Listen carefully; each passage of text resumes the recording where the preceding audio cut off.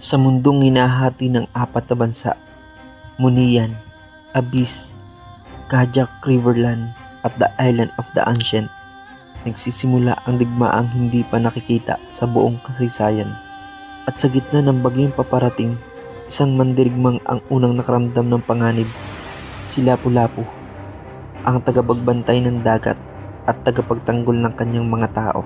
Sa kabilang dulo ng mundo, may isa pang mandirigmang gumising sa gitna ng katahimikan, si Pakito, ang boksingerong lumalaban para sa hustisya. Pakito, kung may laban, handa ako. Biglang lumindol, nagdilim ang langit.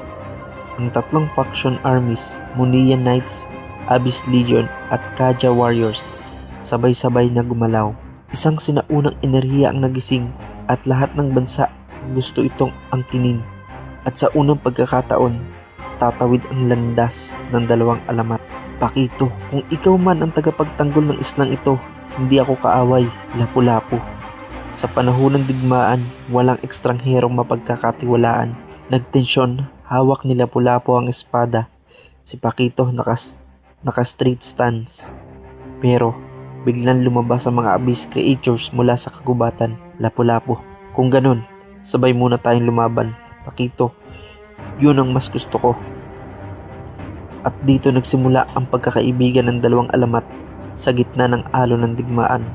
Ngunit Master, hindi nila alam na ang totoong kaaway nasa likod pala ng mga ulap.